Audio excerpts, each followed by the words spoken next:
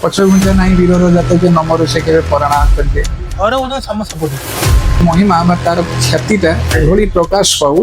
ଆପଣ ତ କୋଉଠି ଦେଖିବାକୁ ଚାହାନ୍ତି ଆଗକୁ ସେଟା ବି ଏଣ୍ଟ୍ରାନ୍ସ ହଉଛି ତୁ ପକା ହଉ କି ନ ହଉ ସେଟା ଆଉ ଗୁରୁ ସିଂହର ଆଶୀର୍ବାଦ ଥିଲେ ଜ୍ଞାନକୁ ଡରେ। ମୁଁ ୱେବ୍ ସର୍ଚ୍ଚ କଲି ୱେବ୍ ସର୍ଚ୍ଚ କଲି ଫାର୍ଷ୍ଟ ପେଜ୍ ଆମେ ଏତେ ପୋଡକାଷ୍ଟକୁ ଗୋଟେ କନଭର୍ଟ କରିଛୁ ସେଇଭଳିଆ ଗୋଟେ ପୋଡକାଷ୍ଟ ଯୋଉଟା ହାର୍ଟ ବହୁତ କମ୍ପ୍ଲିଟଲି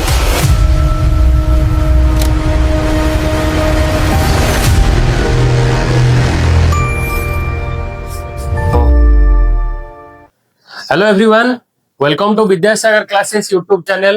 तो विद्यासागर क्लासेस रो सक्सेस स्टोरी रे आज हम पाखरे जने नियारा सक्सेस एस्पिरेंट अछंती से तांको विषय आगो कहबे। तो फर्स्ट ऑफ ऑल वेलकम तमरो नेम के हमर व्यूअर्स मानु कहि दो फुल नेम आ तमे कोठु बिलोंग करछो।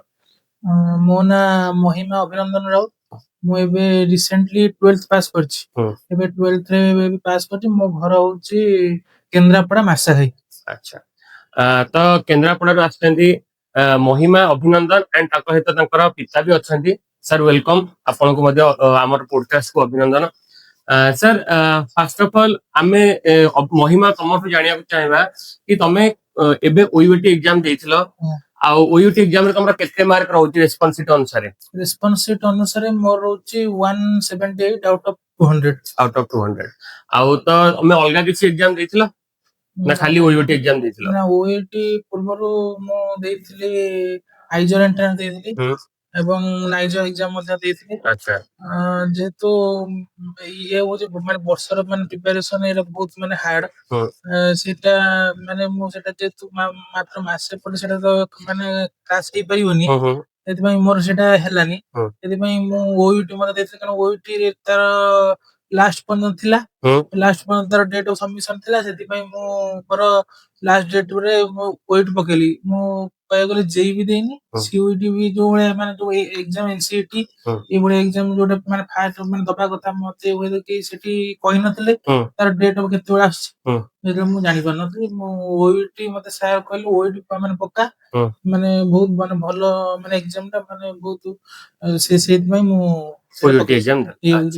अच्छा ताले ओयूटी एग्जाम विषय ताले तमे जानिया को पाइलो। तो ओयूटी एग्जाम रो प्रिपरेशन प्लस 2 सरला प्लस 2 पर ओयूटी एग्जाम रो प्रिपरेशन केमति तमे स्टार्ट करियो बोली जानिलो आ विद्यासागर क्लासेस केमति तुमको हेल्प करथिला। विद्यासागर क्लासेस मु जानिले फर्स्ट टाइम मु ओयूटी सर्च कली तो फर्स्ट पेज इंटरफेस रे विद्यासागर क्लासेस। अच्छा विद्यासागर क्लासेस मु गोटा क्लास देखली कारण मु फर्स्ट देखली माने 10 वर्ष रो माने प्रीवियस ईयर सैंपल क्वेश्चन देखली एवं प्रीवियस ईयर क्वेश्चन देखली क्वेश्चन पैटर्न जानली एवं माने कोटु माने केमिति क्वेश्चन आउछि कोटु क्वेश्चन ट्रिक आउछि एवं तीनटा टॉपिक जेमिति फिजिक्स केमिस्ट्री मोर पीसीएम ब्रांच माने फिजिक्स केमिस्ट्री मैथ मु समस्त को देखली एवं मोर फर्स्ट जेति जानली एवं ओयूटी रो क्वेश्चन पेपर भी मु जा एग्जाम देजी एग्जैक्टली जोटा हमर विद्यासागर क्लासेस रे जोटा पढा होतला बा जोटा हमको पढा जाउतला जा सर आपन जो पाहांता बेले जो सीरीज करथिले से पाहांता बेले सीरीज रो सेटा मते बहुत फायदा दे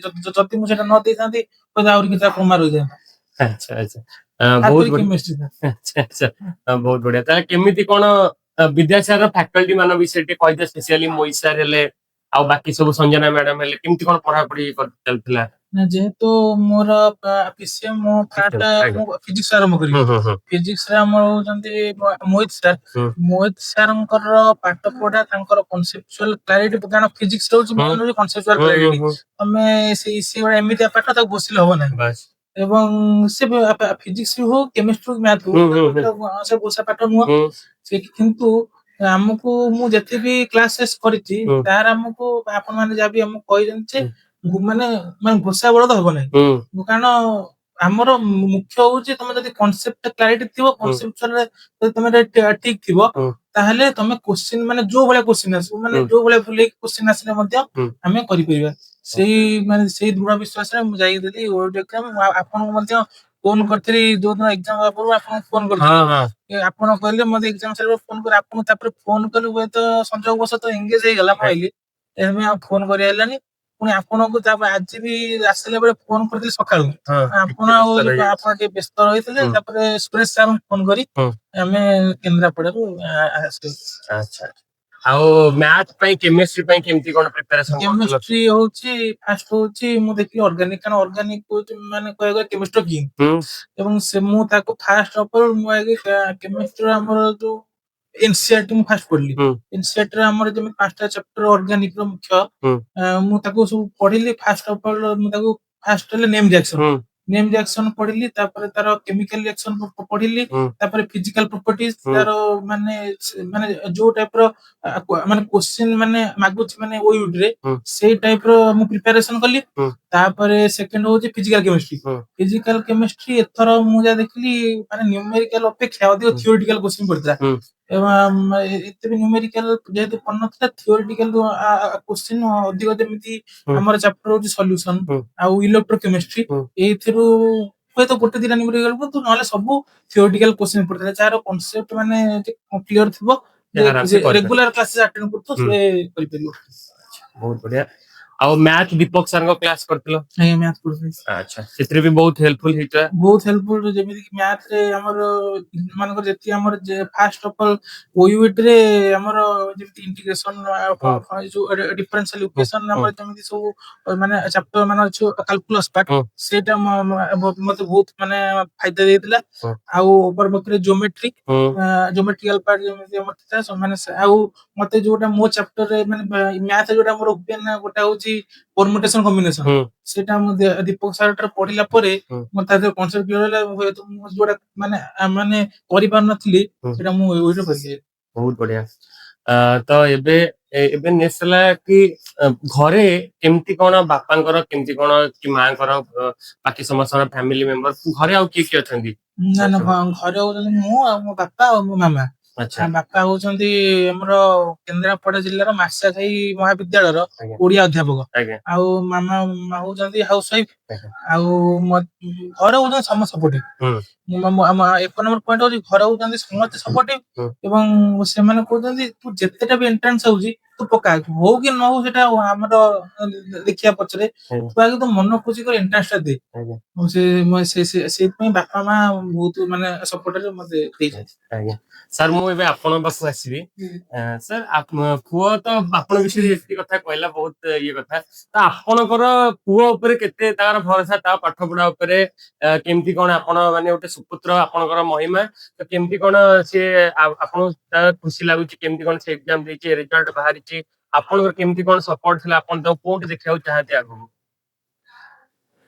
ପ୍ରଥମ ମୋ ଅଭିନନ୍ଦନ, ସମ୍ମାନ ଏବଂ ନମସ୍କାର ଜଣାଉଛି ମୋର ଓୟୁଟିର ଥିବା ପରିବାର ସମସ୍ତ ଅଧ୍ୟକ୍ଷ ଏବଂ ଜ୍ଞାନୀ ମଣ୍ଡଳୀଙ୍କୁ, ଏବଂ ଏଥିରେ ଥିବା ସମସ୍ତ ଛାତ୍ରଛାତ୍ରୀମାନଙ୍କୁ ମୋର ଅଭିନନ୍ଦନ, ଶୁଭେଚ୍ଛା। ସର୍ବୋପରି ମୁଁ କହିବି, ଏହା ବିଦ୍ୟାର ସାଗର, ଜ୍ଞାନର ଅନୁସନ୍ଧାନର କାରାଗାର।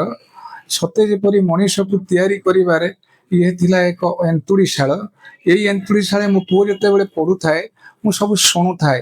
ସାର୍ ମାନେ ପଢଉଥାନ୍ତି, ମ୍ୟାଡମ ମାନେ ପଢଉଥାନ୍ତି, ମୁଁ ତାକୁ ସବୁ ଟିକେ ଟିକେ କାନେଇକି ଶୁଣେ। କିନ୍ତୁ ଦେଖିଲି କ୍ରିଏଟିଭନେସ୍ ବଢେଇବାରେ ବିଦ୍ୟାସାଗର ନମ୍ବର 1। କାରଣ ମାର୍ଚ୍ଚ 12 ତାରିଖରେ ମୁଁ କଥାବାର୍ତ୍ତା ହେଇଥିଲି ମ୍ୟାଡମଙ୍କ ସାଙ୍ଗରେ ଏଇ ବିଦ୍ୟାସାଗରରେ, ଏବଂ ମ୍ୟାଡମଙ୍କର କଥାବାର୍ତ୍ତାରେ ମୁଁ ଦେଖିଥିଲି, ମୁଁ ଆଉ ଜଣଙ୍କ ପତ୍ରରୁ ପାଇଥିଲି, ଏଠି ଯେ ପଢୁଥିଲେ 5 ବର୍ଷ 4 ବର୍ଷ ତଳେ ପଢୁଥିଲେ, ସେ କହିଲେ ଭୁବନେଶ୍ୱରର ସବୁଠାରୁ ପୁରୁଣା ଅନୁଷ୍ଠାନ ହଉଛି ଆମର ବିଦ୍ୟାସାଗର। ତେଣୁ ଏଇ ବିଦ୍ୟାସାଗରରେ ମୁଁ ପଢେଇବାକୁ ପୁଅକୁ ଚାହିଁଥିଲି, କିନ୍ତୁ ଏଠି ଆଣି ଛାଡିବାକୁ ଗୋଟେ ବୋଲି ପୁଅ, ସେ ଟିକେ ଏତେ ସ୍ମାର୍ଟ ନୁହଁ, ଏତେ ପଢି ପାରିବନି। ତେଣୁ ମୁଁ ତାକୁ ଅନଲାଇନରେ କହିଲି ପଢ। ସେଥିରେ ଅନଲାଇନରେ କଣ ତାର ପଇସା ଡିପୋଜିଟ କରି ତାର ସେ କ୍ଲାସ କରେ। କିନ୍ତୁ ସେଇ ସାର୍ ମାନଙ୍କର କଥା, ଯୋଗ୍ୟ ଭିତ୍ତିକ, ଯୋଗ୍ୟତା ବ୍ୟକ୍ତି କୈନ୍ଦ୍ରିକ ବିଦ୍ୟାସାଗରର ଯୋଉ ଟ୍ୟାଲେଣ୍ଟ ପର୍ସନ ସବୁ ଅଛନ୍ତି, ମୁଁ ତାଙ୍କର ଆବିଲିଟିକୁ ପ୍ରଥମ ପ୍ରଣୟବାଦ ଜଣାଉଛି। ସେ ବହୁତ ଧୁରନ୍ଧର, ଏକ୍ସପର୍ଟ। ଏବଂ ସେଇ ଏକ୍ସପର୍ଟରେ ମୋ ପିଲାଟା ଯଦି ଆଜି ଯାଉଛି, ଆଗକୁ ଯାଉଛି, ବା ଆପଣ ତାକୁ ଯୋଉ ର୍ୟାଙ୍କରେ ରଖିଛନ୍ତି, ବା ସେ ତା କର୍ତ୍ତବ୍ୟ ଅନୁଯାୟୀ ର୍ୟାଙ୍କରେ ରଖିଛି, ଆପଣଙ୍କର ଆଶୀର୍ବାଦ। ଆଉ ମୁଁ ଏତିକି ଜାଣିଛି, ଆପଣ ମାନେ ଯେତେବେଳେ ଗୁରୁଙ୍କର ଆଶୀର୍ବାଦ ଆସିବ, ପିଲାଟି ତାର ନିଶ୍ଚିତ ଭାବରେ ଜ୍ଞାନ ଚକ୍ଷୁ ପାଇବ। ସେଠି ମୋର କିଛି କର୍ତ୍ତବ୍ୟ ନାହିଁ, ମୁଁ ଜନ୍ମ ଦେଇଛି, କର୍ମ ଦେଇନି, କିନ୍ତୁ ଆପଣ କର୍ମର ଅଧିକାରୀ ହଉଛନ୍ତି ଆପଣ ମାନେ ଜ୍ଞାନର ସାଗର, ଏଥିପାଇଁ ବିଦ୍ୟାର ସାଗର। ଏତିକି ମୁଁ ଶେଷରେ କହିବି, ଆପଣଙ୍କ ପାଖରେ ଚିରକୃତଜ୍ଞ, ଚିର ଋଣୀ।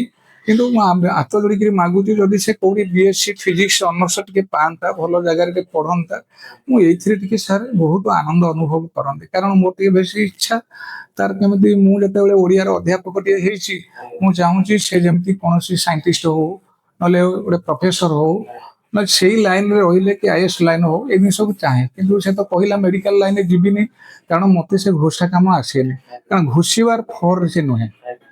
କିନ୍ତୁ ଓଡ଼ିଆକୁ ଯଦି ଆପଣ ବର୍ତ୍ତମାନ ପଚାରିବେ, ସେ ସିବିଏସ୍ଇ ପାଟର୍ନ ପିଲା, କିନ୍ତୁ ଓଡ଼ିଆ ମିଡିୟମର ସିଏଚ୍ଏସ୍ଇ ବୋର୍ଡର ଯଦି ତାକୁ ପଚରାଯିବ ଓଡ଼ିଆ ପାଠ, ସେ ଆଜ୍ଞା ଯୋଉ କଥା କହିବ, ମୁଁ ତାକୁ ପଢାଏନି କି ସେ ଛାଁ ଛାଁ ତାର କଣ କେମିତି ପଢେ ମୁଁ ବି ଜାଣିନି, କିନ୍ତୁ ମାଟ୍ରିକରେ ସେ ରଖିଥିଲା 100 ରୁ 99 ଏବଂ ଆର ତ ସିଏଚ୍ଏସ୍ଇ ବୋର୍ଡ କଣ ଆମର ସିବିଏସ୍ଇ ବୋର୍ଡର ନଥିଲା 12 ରେ, କିନ୍ତୁ ତାର ଅଲଗା ପାଟର୍ନ ଯାହା ହଉ, କିନ୍ତୁ ଓଡ଼ିଆକୁ ସେ ବହୁତ ଭଲ ପାଏ। କିନ୍ତୁ ବିଦ୍ୟାସାଗର ପାଖରେ ସେ ବହୁତ ଭଲ ଭାବରେ ପଢିଛି। ଆଉ ଟିକେ ବିଦ୍ୟାସାଗର ତାକୁ ଆଶୀର୍ବାଦ କରନ୍ତୁ। ସମସ୍ତ ଗୁରୁଙ୍କ ପାଖରେ ମୋର ଟିକେ ଅନୁରୋଧ, ଅଳି ପୁଅଟି କେମିତି ପାଉ ଟିକେ କୋଉଠି ବିଏସସି ଭଲ ଫାକଲ୍ଟିରେ ପାଇଯାଉ, ସେ ଯେମିତି ଫିଜିକ୍ସ ଅନର୍ସ ରଖି ପଢୁ, ଏତିକିରେ ଆପଣଙ୍କ ପାଖରେ ବିନମ୍ର ନିବେଦନ। ଆଜ୍ଞା ଆଜ୍ଞା ନିଶ୍ଚିନ୍ତ ସାର୍, ଏତିକି ଭଗବାନଙ୍କ ବି ନିଶ୍ଚିତ ଆଶୀର୍ବାଦ ରହିବ। ଆଉ ସେ ବହୁତ ଆଗକୁ ଯିବ। ଆଉ ଆପଣ ଜମା ବ୍ୟସ୍ତ ହେବା ଦରକାର ନାହିଁ। ସେ ଯଦି ଏଗ୍ରିକଲଚର ଲାଇନରେ ଯାଉଛି ତାହେଲେ ସେ ଆଗକୁ ପ୍ରଫେସର ହବ, ରିସର୍ଚ୍ଚ ଲାଇନ ବି ଯିବ। ଏମିତି କଣ ହବ ଆମେ ତାକୁ ନିଶ୍ଚିନ୍ତ ଭାବରେ ଆଗକୁ ବି ଗାଇଡ କରିବୁ। ଆଉ ଏବେ ମହିମା ଯଦି ଆମେ କହିବା, ବାପାଙ୍କର ବର୍ତ୍ତମାନ ଏଇ ଯୋଉ ସପୋଜ କିଛି ଧର ଆଖିର କିଛି ପ୍ରୋବ୍ଲେମ ହେଇଛି, ଧର ଯାହା ହେଇଛି, ତମେ ତାକୁ ସେ ଯୋଉ ସିଚୁଏସନ ଟାକୁ କେମିତି ଡିଲ୍ କରିକି ତମେ ମାଇଣ୍ଡରେ ରଖିକି ତମେ କେମିତି ପାଠ ପଢା ପାଇଁ କେତେ ମୋଟିଭେଟେଡ ଅଛ, ତମ ପାଇଁ ମାଇଣ୍ଡରେ କଣ ସବୁ ଚାଲିଛି ଏଇ ସିଚୁଏସନ ଟାକୁ? ପ୍ରଥମତଃ ହଉଛି ବାପା ହଉଛନ୍ତି ଗୋଟେ ମୋଟିଭେସନ। ହୁଁ ବାପା ଶବ୍ଦ ଗୋଟେ ମୋଟିଭେସନ। ହୁଁ ଏବଂ ଯେହେତୁ ଘରର ଗୋଟେ ବୋଲି ପୁଅ ଏବଂ ଘର ଗୋଟେ ପୁଅ, ସେଥିପାଇଁ ଘରର ଗୋଟେ ବର୍ଡନ ଅଛି। ହୁଁ ବାପାଙ୍କର ଆଉ ତ ବହୁତ ବର୍ଷ ଚାକିରି ନାହିଁ, ଆଉ ହୁଁ କହିବାକୁ ଗଲେ 4 ବର୍ଷ ବା ହୁଁ 5 ବର୍ଷ ଚାକିରି ହୁଁ ଅଛି। କିନ୍ତୁ 4-5 ବର୍ଷ ଚାକିରି ଭିତରେ, ହୁଁ କିନ୍ତୁ ସେଇ ଭିତରେ ମୁଁ ଯଦି ମାନେ କୋଉଠି ଯଦି ଭଲ ଚାକିରି ମାନେ ଯଦି ବଡ ଉଚ୍ଚ ସ୍ଥାନରେ ନିଶ୍ଚିନ୍ତ ବସିବାକୁ ନିଶ୍ଚିନ୍ତ ଯିବ, କିଛି କଥା ନାହିଁ। ଯଦି ଚାହେଁ, ହୁଁ ସେଇଟା ହେଲେ ବାପାଙ୍କ ଜୀବନଟି ସାର୍ଥକ ହୁଅନ୍ତା। ସେଇଟା ମତେ ଭଲ ଲାଗନ୍ତା। ନାଇଁ, ବାପା ଅଲରେଡି ତମ ପାଇଁ ପ୍ରାଉଡ ଫିଲ୍ କରୁଛନ୍ତି, ସେ ତମ ପାଇଁ ଅଲରେଡି ଗର୍ବିତ ବହୁତ। ଆଉ ସିଏ ବି ନିଶ୍ଚିନ୍ତ। ଆଉ ମା କେମିତି, ବାପାଙ୍କ କଥା, ମା କେମିତି ସପୋର୍ଟ କରୁଥିଲେ ଘରେ, କେମିତି କଣ? ମା ସପୋର୍ଟ, ମା କହେ ତୁ ମୋର କିଛି ନାହିଁ, ତୁ କେତେବେଳେ ଖାଇବୁ ପିଇବୁ କହ, ତା ପାଇଁ ମାନେ କିଛି ଅସୁବିଧା ନାହିଁ। ହୁଁ। ତୁ କିନ୍ତୁ ତୋର ମୁଖ୍ୟ ଜିନିଷ ହଉଛି ତୁ ପଢାପଢି କର। ତୋର ହଉଛି ମାନେ ପାଠ ହଉଛି ମୁଖ୍ୟ। ତୁ ତୋର ମାନେ ପ୍ରତିଟା କ୍ଲାସ ଆଟେଣ୍ଡ କର, ସାର୍ ଯାହା ପଢୁଛନ୍ତି ସେଟାକୁ ନୋଟ କରି ରଖ, ସେଟା ତୁ ପଢ। ଏଇଟା ମାମାର ଏତିକି କଥା। ଆଉ ଲାଷ୍ଟ ସାର୍ ଆପଣଙ୍କ ପାଖକୁ ଆସିବି ତ, ମହିମା ଗୋଟେ, ଏଇଟା ତ ପାଠ ପଢା ଉପରେ ଗଲା, ଆଜ ଏ ପର୍ସନ ମାନେ ଆଜ ଏ ମଣିଷ ହିସାବରେ ସିଏ ଗୋଟେ ବହୁତ, ମୁଁ ତାଙ୍କୁ ଦେଖିପାରୁଛି ବହୁତ ମ୍ୟାଚିଓର, ତାଙ୍କର କଥାବାର୍ତ୍ତା ଇଏ ସିଏ, ଆପଣଙ୍କ ପୁରା ଭଗବାନ ସେତିକି ଇଏ କୃପା ରହିଛି, ସେ ବହୁତ ବଢିଆ ପିଲାଟି ବି ଆଗକୁ ହେବେ, ଆମେ ସେତିକି ଈଶ୍ୱରଙ୍କ ପାଖରେ ପ୍ରାର୍ଥନା ବି କରିବୁ। ସେ ଆପଣଙ୍କୁ ଏବେ ବି ଆପଣଙ୍କ ସହିତ ଗୋଟେ ସାର୍ ଆଇକି ପୁରା ଆସିକି ଯୋଉ ସାଙ୍ଗରେ ଗୋଟେ, ଆଉ ବର୍ତ୍ତମାନ ଆପଣଙ୍କ ପୁଅ ହେଇକି ଆପଣ ଯୋଉଟା ଚାହୁଁଥିବେ କି ନାଇଁ, ଗୋଟେ ବାପା ଯୋଉ ଚାହେଁ ଯୋଉଟା କି ନାଇଁ ମୋ ପୁଅ ମୋ ସାଙ୍ଗ ସହିତ ଅଛି, ଆପଣଙ୍କ ସହିତ ଆସିକି ଆପଣ ସବୁ ସୁଖ ଦୁଃଖ ଯୋଉଠି ଯିବା ଆସିବା ସବୁ ଆପଣଙ୍କ ସହିତ ବୁଝାବୁଝି କରୁଛନ୍ତି, ତ ଆପଣ କେତେ ଖୁସି ତାଙ୍କ ପାଇଁ କଣ କହିବାକୁ ଚାହିଁବେ, ଯୋଉଟା ଆପଣ କେବେ କହିପାରୁନଥିବେ ପୋଡକାଷ୍ଟରେ, ତାଙ୍କୁ କଣ କହିବାକୁ ଚାହିଁବେ?